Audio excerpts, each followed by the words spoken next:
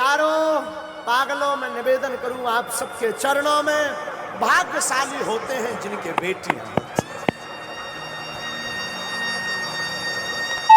पागलों, करोड़ों की बात बोलूं तो लाखों करोड़ों की बात है।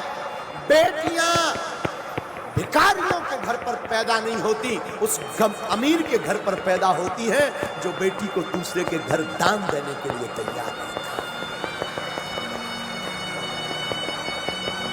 बेटियां भिखारियों की संपत्ति नहीं है, बेटियां अमीरों की संपत्ति है। याद रखना, बहुत से धूर्त लोग, बहुत से कम बुद्धि के लोग किसी की बेटी को घर पर लेकर के आते हैं और उसके पिता का, उसकी माँ का इतना अपमान करते हैं। उन्होंने दिया ही क्या, उन्होंने किया ही क्या, क्या सम्मान किया हमारा। मेरे प्यारों, मैं निवेदन करूं उस बाप से पूछना जो अपनी बेटी के विवाह के लिए 2 साल पहले से तैयारी करता है, रात और दिन एक कर देता है।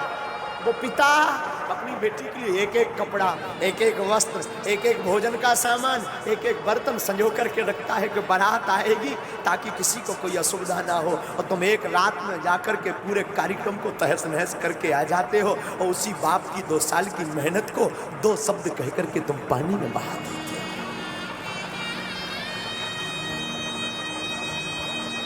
क्या गुजरती होगी उस बाप पर, उस पिता पर। रामायण में आया है, गोस्वामी जी कहते हैं सम समधि देखे हम आज। गोस्वामी जी कहते हैं आज हमने पहली बार सम समधि देखे। सम समधि का मतलब जैसे महाराज दशरथ, वैसे राजा जनक। आजकल समधि नहीं होते हैं, बिजनेस होता है। बेटियों को बेचा जाता है, पुत्रों को बेचा जाता है।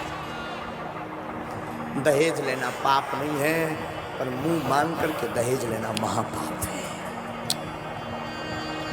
उपहार लेना पाप नहीं है, दहेज लेना महापाप है।